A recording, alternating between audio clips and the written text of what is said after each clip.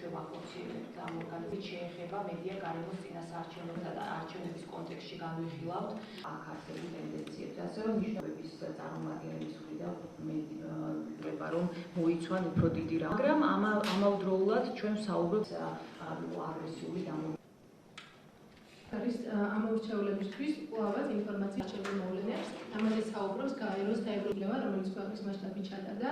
არის ნაკლები შემთხვევები ჟურნალისტების შეზღუდვის, მათი შეურაცხყოფის, ან მათი შევიწროების, თუმცა რეგიონებში იყო რამდენიმე შემთხვევა. ერთ-ერთი მაგალითი არის სულ რამდენიმე დღის წინ მომხდარი TV25 ჟურნალისტმა ჯაბა ანანიძემ გაავრცელა აუდიო ჩანაწერი, სადაც მას ემუქრება აჭარის უმაღლესი საბჭოს დეპუტატი მედია ვასაძე. პრობლემა არის ის, რომ კარგი იქნებოდა, რომ უფრო სიღრმისეული ანალიზი ყოფილიყო გაკეთებული მედია საშუალებების მიერ იმასთან დაკავშირებით, თუ რამდენად რელევანტური არის პროგრამები და რამდენად შეესაბამება სიმართლეს ის დაპირებები და რეალური არის ის დაპირებები, რომელიც ჰქონდა კანდიდატებს. თუმცა ვფიქრობთ, რომ საერთო ჯამში მაინც ჰქონდა ამ ურჩეველს საშუალება, რომ მიეღოთ გარკვეული ინფორმაცია და ასევე ჰქონდა საბოლოოდ ამ ურჩეველი მიიღებს ინფორმირებულ არჩევანს.